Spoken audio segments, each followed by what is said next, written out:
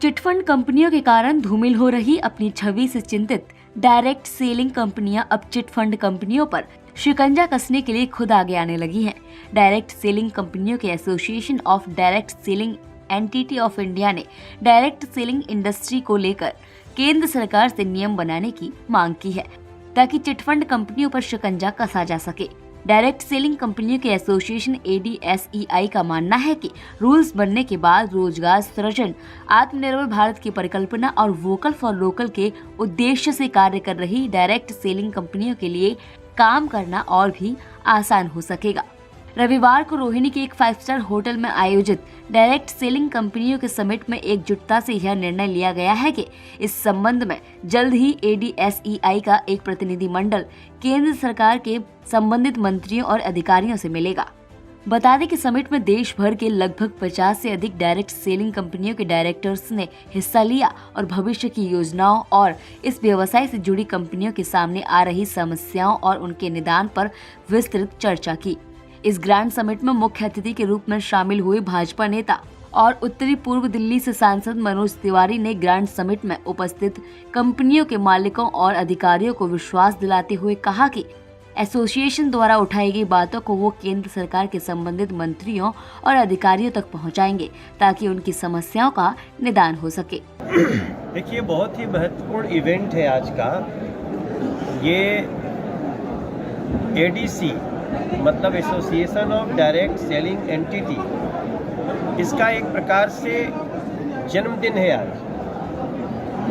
Direct selling में बहुत सारी कंपनियां बहुत समय से हैं, लेकिन इनके लिए गाइडलाइन नहीं थी। भारत सरकार ने 2019 में गाइडलाइन बना दी, तो इनकी समस्याएं दूर हो गई और अब इनको कार्य करने में बहुत आसानी हो गई है। तो ये जो ADC है, association of direct selling entity, ये 5 कंपनियों ने इसको ज्वाइन कर लिया है। मुझे पूरी आशा और विश्वास है कि जैसा इनके टीम के एक बहुत महत्वपूर्ण सदस्य हेम पांडे जी ने कहा कि बहुत जल्दी इसमें 50 संस्थाएं होंगी।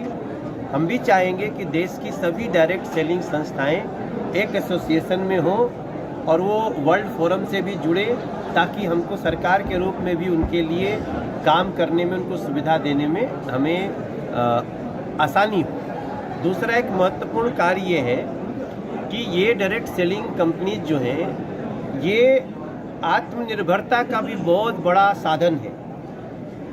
प्रधानमंत्री जी की सोच भी है हमारा देश आत्मनिर्भर हो, तो ये सभी लोग अपने मेहनत और परिश्रम से अपने को बहुत सक्षम बना लेते हैं। और साथ साथ ये सब स्वदेशी चीज़ें, आयुर्वेदिक चीज़ें, देश की बनी हुई चीज़ें, देश के लोगों के द्वारा बनाई गई चीज़ों को ही ये पहुंचाते हैं जन जन तक। तो स्वदेशी और आत्मनिर्भरता दोनों का कार्य हो रहा है। इसलिए मैंने इनको आज मुख्य अतिथि के रूप में ज्वाइन किया और मैं इनके और सरकार के बीच में एक ब्रिज का काम करूंगा, सेतु का। वहीं इस अवसर पर एसोसिएशन की तरफ से पर्यावरण की शुद्धता के लिए भी कार्य करने का निर्णय लिया और जल्द ही एक कार्य योजना तैयार कर पर्यावरण संरक्षण के लिए काम शुरू करेगा। न्यूज़ डेस्क, जनहित टाइम्स।